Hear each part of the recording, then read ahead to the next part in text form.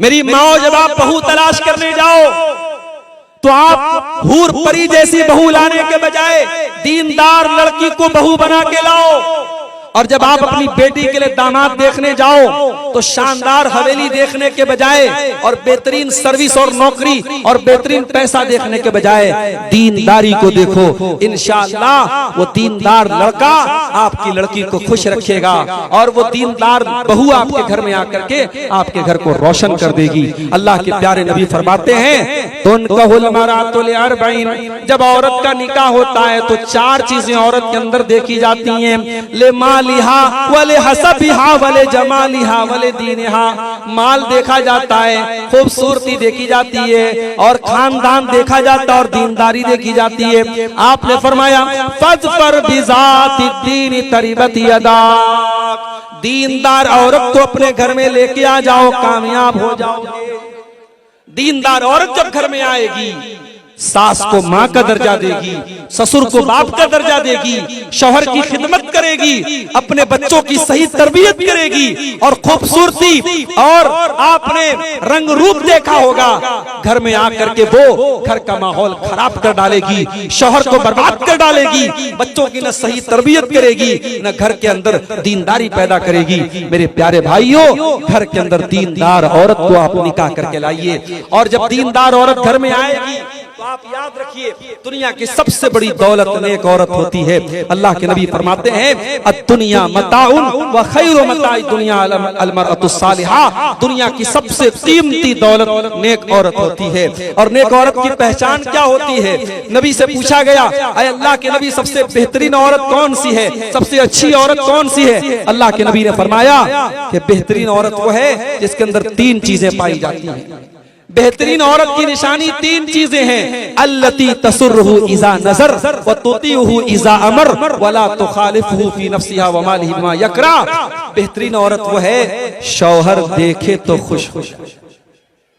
ये जलसे में बन संवर के जा रही हैं, ये शादियों में मेकअप करके जा रही हैं, ये फंक्शंस में ये घूमने फिरने के लिए सज संवर के जा रही हैं और शौहर के लिए कभी अपने आप को सजाया नहीं, कभी अपने आप को संवारा नहीं। अगर ऐसी औरतें ये शिकायत करती हैं कि मेरा शौहर मेरी तरफ ध्यान नहीं देता, मेरा शौहर मुझसे मोहब्बत नहीं करता, मेरे शौहर को मेरी परवाह नहीं है, तो ऐसी औरतों की शिकायत फजूल है। अल्लाह के नबी कह रहे हैं कि शादीशुदा औरत अपने शौहर के लिए मेकअप करे, अपने शौहर के लिए सजे और संवरे।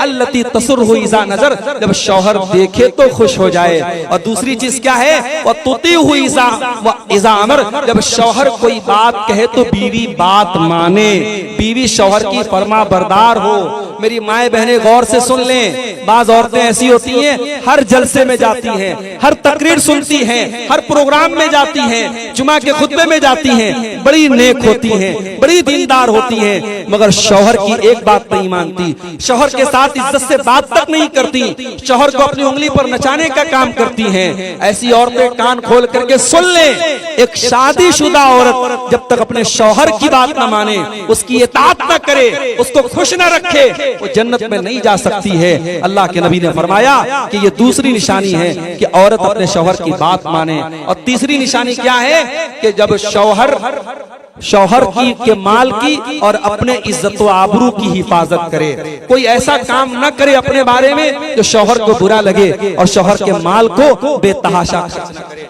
तो मेरे भाइयों, निकाह के मौके पर आप दीनदारी को तरजीह दीजिए। और मैं यहाँ ये भी बता देता हूँ आपको, बाज लोग क्या करते हैं साहब, बेटी की शादी ऐसे परिवार में करते हैं, लड़का शराबी है, लड़का बदकार है, लड़का कब्र परस्त है और ये अपनी बेटी की शादी उस लड़के से करता है।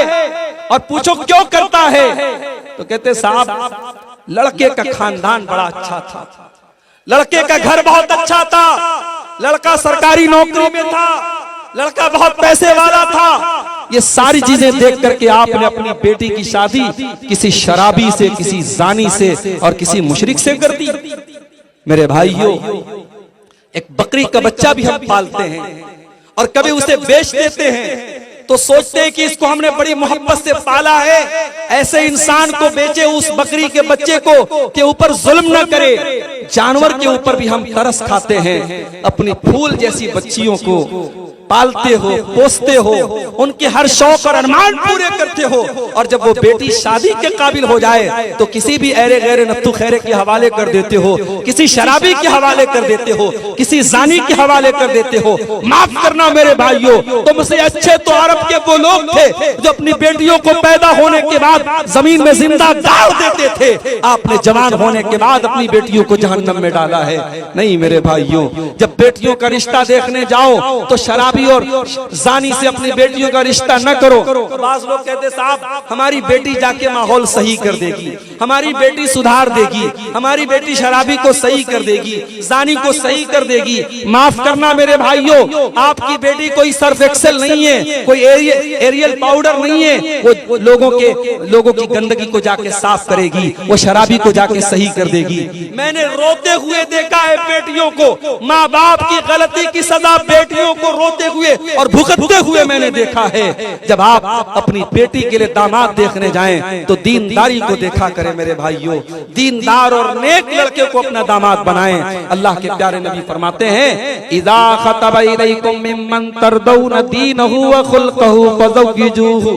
जब तुम्हारी बेटी के लिए ऐसा रिश्ता आ जाए, लड़का दीनदार है, लड़का बाखलाक है, लड़का अच्छा है, फज़व्विजूहु, तो तुम अपनी बेटी की शादी उससे कर दो। इल्ला तफअलू, अगर तुम ऐसा नहीं करोगे, तकुन फितनतुन फिल अर्दी, तो जमीन के अंदर फितना और फसाद फैल जाएगा, जमीन के अंदर बिगाड़ फैल जाएगा। और आज वो बिगाड़ फैल चुका है मेरे प्यारे साथियों। रिश्ते नाते में दीनदारी को तरजीह न देने की वजह से आज मामला बेहद खराब हो रहे हैं, और निकाह को मुश्किल करने की वजह से ज़िना इतना आसान हो गया है कि होटलों के अंदर चंद रुपयों में आज ज़िनाकारी हो रही है, और आज निकाह करने के लिए लाखों रुपए खर्च करने पड़ते हैं। हमारी नौजवान नस्ल ज़िनाकारी की तरफ जा रही है। और जब ज़िना की बात आई है तो ये भी कान खोल करके सुन लो, सिर्फ ज़िना हराम नहीं है, ज़िना तक लेके जाने वाले चोर दरवाजे भी हराम है। ज़िना तक लेके जाने वाले चोर दरवाजे भी हराम है। घर में अगर देवर भाभी के बीच में पर्दा नहीं है, घर में अगर जीजा साली के बीच में पर्दा नहीं है, घर में अगर चाचा के लड़के, मामा के लड़के, खाला के लड़के से आपकी लड़की पर्दा नहीं करती है, तो ये भी आप अपने बच्चों को ज़िनाकारी की तरफ लेके जा रहे हैं।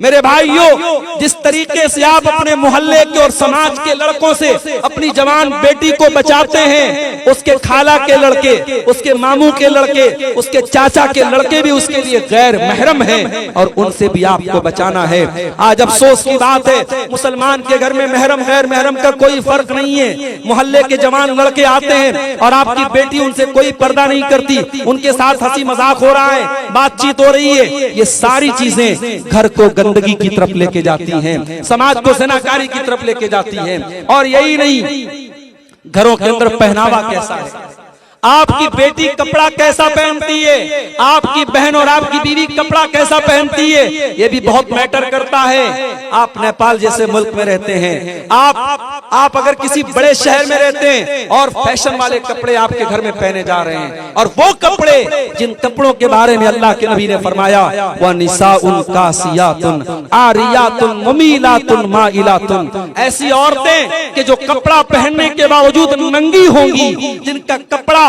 उनके जिस्म को जाहिर करेगा, उनका जिस्म नजर आएगा, ऐसा कपड़ा पहनने वाली औरतें जहन्नम में जाएंगी। माफ करना मेरे भाइयों, अगर ऐसा कपड़ा आपके घर में पहना जाता है, वो कपड़ा पहनने वाली लड़की बाद में गुनहगार होगी, उससे सवाल बाद में किया जाएगा। पहले बाप से सवाल होगा, उसने बेटी को ऐसा कपड़ा ला के कैसे दिया, पहले भाई से सवाल होगा, उसने बहन को ऐसा कपड़ा ला के कैसे दिया, पहले शौहर से सवाल होगा, उसने बीवी को ऐसा कपड़ा ला के दिया। मेरे भाइयों, अगर आज हमारी औरतों के अंदर बेहयाई आ रही है तो ये एक तरफा मामला नहीं है, हमारे मर्द हजरात भी बेगैरत हो रहे हैं। जब मर्द बेगैरत होता है तब औरत बेहया होती है। इसलिए अगर औरतों को हयादार बनाना है, औरतों औरतों के अंदर शर्म और हया को पैदा करना है तो मर्दों को बागैरत बनना पड़ेगा, मर्दों को गैरत वाला बनना पड़ेगा। जिस समाज के मर्द बेगैरत हो जाएं, जिस समाज के मर्द दयूस हो जाएं, जिनके घरों में बेहयाई का काम हो और मर्दों को कोई फर्क न पड़े, तो उस समाज में मेरे भाइयों गंदगी आम होती चली जाएगी। अल्लाह के प्यारे नबी फरमाते हैं कि 3 लोग ऐसे होंगे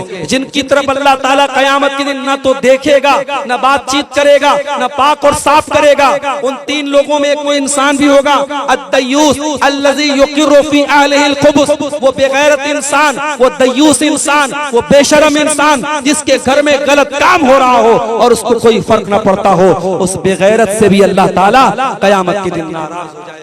तो मेरे भाइयों, ज़िनाकारी और बदकारी से अगर अपने घरों को बचाना है तो हमें और आपको अपने अंदर गैरत पैदा करनी होगी और घर की औरतों को शर्म और हया से आरास्ता करना पड़ेगा। और 2 चीजें और बयान करके बात खत्म करता हूँ, 10 मिनट का टाइम मेरे पास बचा है। एक और चीज हमें समाज के अंदर देखने को मिलती है। हमारे समाज में इस वक्त हम नेपाल में बैठे हुए हैं। कल मैं मौलाना जलालुद्दीन कासमी साहब के साथ मेरा प्रोग्राम नेपाल के लुम्बिनी में था।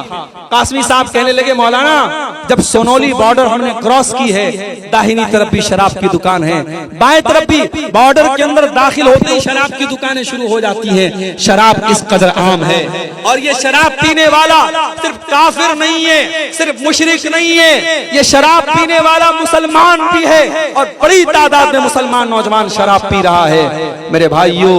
मेरे भाइयों, ये शराब की लानत, ये नशे की लानत आपके घर को बर्बाद कर रही है, आपकी रोजी रोटी को बर्बाद कर रही है।